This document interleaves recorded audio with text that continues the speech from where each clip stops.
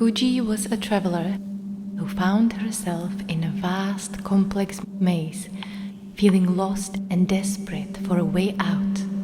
One day, as she wandered through the labyrinth, a shadowy figure appeared, gliding along the walls. This ethereal guide seemed to know the maze intimately. It moved with confidence and an air of authority that immediately reassured Kuji. The shadow spoke in a smooth, compelling voice, crafting intricate escape plans that involved left turns, right turns, and hidden passages. "Stay close," it whispered. "I know what's best for you. There are dangers around every corner. Trust me, I'll keep you safe." Its confidence was infectious, and Kuji followed it eagerly, feeling a renewed sense of hope. And as she navigated the maze, the shadow described the dangers lurking around every corner. With vivid detail, "Watch out," it warned. "There are people who will judge you harshly just ahead. They will ostracize you if you make a mistake. Stay with me, and I'll guide you through." The shadow's descriptions were so convincing, so precise, that Kuji couldn't help but believe it. And each warning reinforced her trust, keeping her close and reliant on its guidance. The fear of failure and judgment kept Kuji closely attached to the shadow, trusting its every word. The shadow continued, "There are unseen threats around every corner. People are out to get you, waiting for you to slip up. Only I know how to navigate these treacherous paths. Trust me, and you stay safe." The fear of the unknown, the hidden enemies, and constant potential threats bound Kuji to the shadow's guidance. What Kuji didn't realize was that the exit, the door to freedom, was always there. It had been within reach all along, but the shadow's purpose was to make sure she avoided it at all cost. The shadow knew that if she found the door and stepped out, its existence would end. It thrived on her fear, her confusion, and her dependency. The shadow was a master of deception, convincing Kuji that without it she'd be lost and vulnerable. The shadow said, "The path might look safe, but it's filled with hidden traps. You can't see them, but I can. Trust me. I will guide you."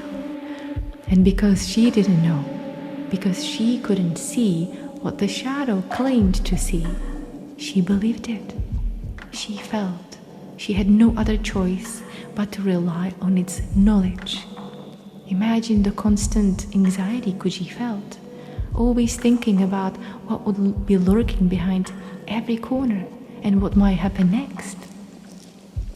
The fear that making a mistake would cost her dearly, her sanity, stability, or even life, created a never-ending cycle of dread. Kuji became so vigilant that missed everything else outside of the survival story given by the shadow guide.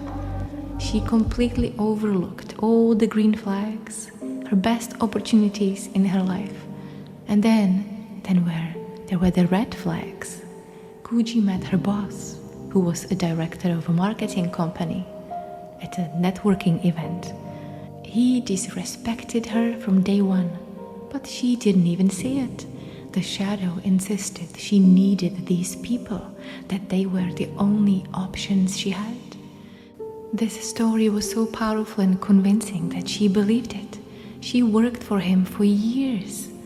Dead-end, ungrateful job, and Kuji feared every morning that she might be replaced. In the evening, she found solace in relaxation videos, and she was able to fall asleep soundly despite the hard time at work. Kuji also stayed in toxic relationships and superficial friendships, always postponing that truly mattered to her until later, because the shadow said, "Don't risk it." It whispered, "You might lose everything." Hoping, waiting, the clock is ticking. The shadow's voice was so compelling that Kuji stopped looking for the door out of the maze. It convinced her there was no door, only endless paths to navigate. "Keep going," it said. "Keep trying, you're almost there." And whenever Kuji gathered the courage to think that there might be more to life, the shadow immediately warned her of new dangers. "If you stray from this path, you'll face judgment, failure, humiliation. You'll end up alone, and when we are alone, our chances to survive are very small." The shadow kept her stuck in places with no progress, convincing her to settle for mediocrity, to ignore her desires and aliveness. This took a great toll on Kuji. She was surrounded by people who didn't truly value her, in situations that drained her, because the shadow had spun such a convincing story. The shadow told her to avoid the green flags of genuine connection and opportunity, and to ignore the red flags of toxic relationships and dead ends.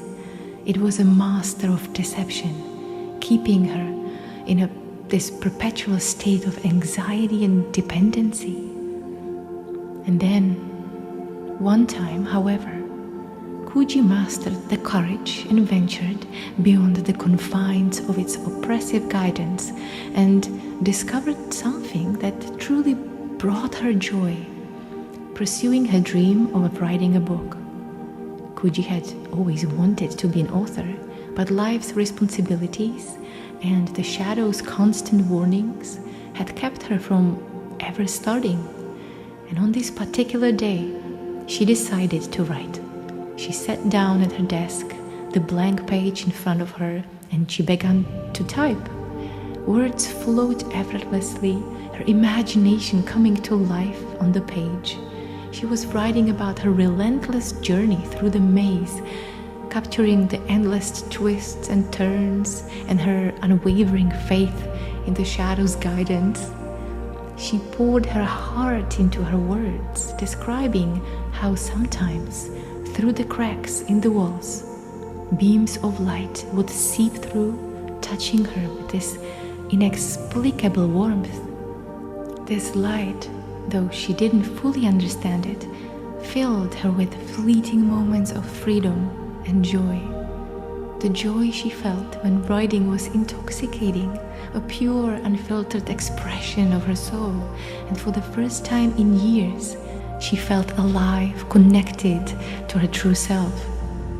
But the shadow, always watchful, began to whisper insidiously into her ear, dripping poison into her newfound happiness. "You are so selfish. How dare you to spend time on yourself when there are so many responsibilities waiting for you? What kind of person neglects their duties for a frivolous dream? And also stupid," it continued, "relentless. You are wasting precious time. Do you really think anyone will ever want to read what you write?" The shadow struck even deeper. "Remember when you were at school and you wrote that poem you were so proud of? Your teacher told you it was childish. You've never been a good writer. Why start now?" Kuji's heart sank as she remembered the sting of her teacher's words, and the excitement she had felt while writing began to fade, replaced by doubt and insecurity. "Wait until you have more time and more money. Right now, you simply cannot afford to waste time on this. It's difficult to market a book," the shadow said, its tone reasonable yet crushing. You have no experience, and there is too much competition. And so the guilt wrapped around Kuji like chains, heavy and unyielding. The joy she felt before completely disappeared. And the shadow's voice became her own, and she retreated back into the maze, back to the comfort of familiar suffering. It hurt less to stay within the shadow's boundaries than to endure the guilt of stepping outside them.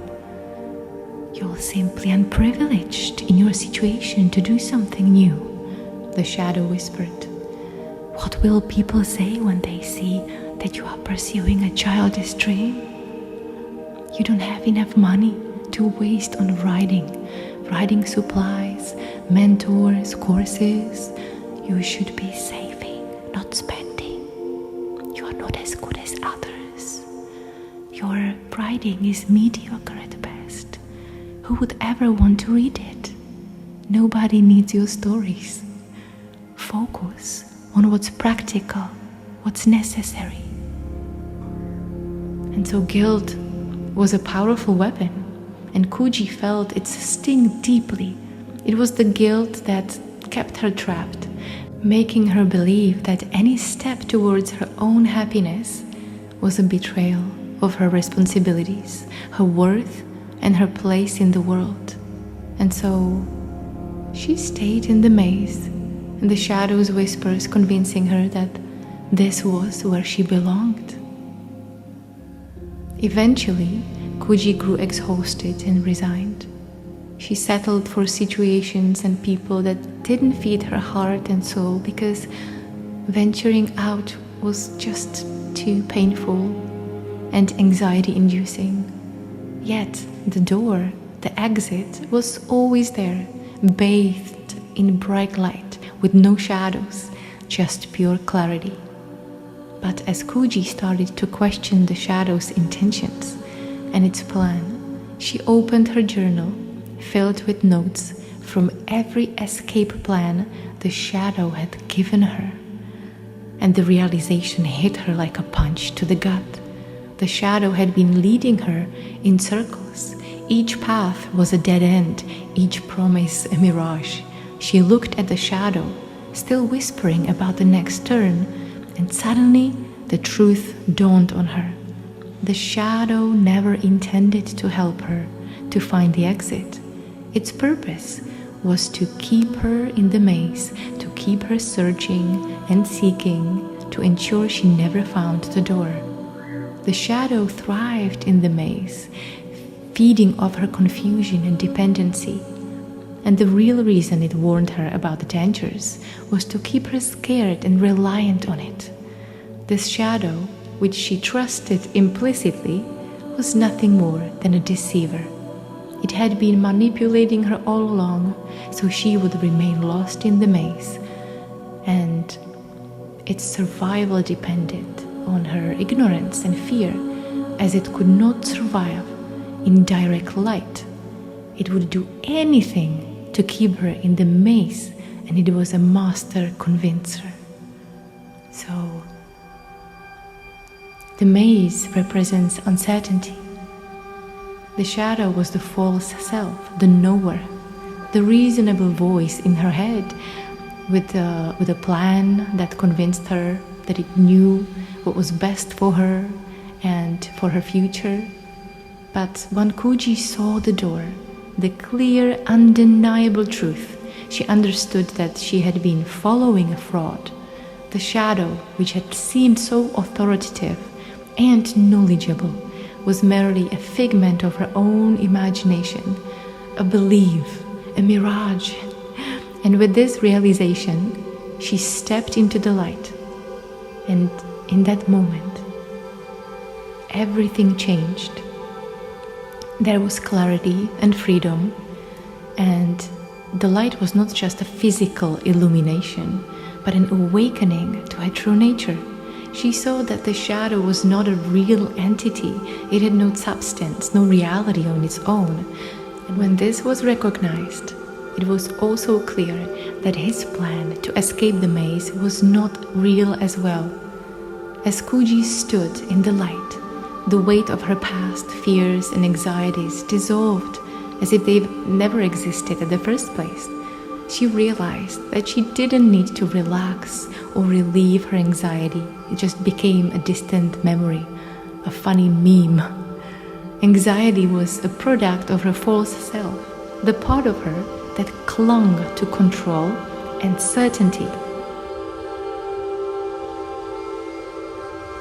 Thank you for watching, and if you are still here, that means that that story somehow really resonated with you on a deeper level. And so, if you would like to explore this further, especially how you can dissolve anxiety with your non-dual awareness, as opposed to just trying to hide it, trying to find the exits in all the wrong places, then I have developed this 7-minute morning practice, which is called First Ignition. And in this morning practice, you will simply dissolve anxiety and also procrastination, because anxiety and procrastination go hand in hand. So you can really step into this effortless action. You can find the door, step through the door, and really see what is possible for you beyond what you imagine. So if you are ready to turn your anxiety into a funny, nearly funny, metaphorical meme, and then just dissolve it with the ninja of your non-dual awareness, you may want to check out my online course where I teach this 7-minute practice.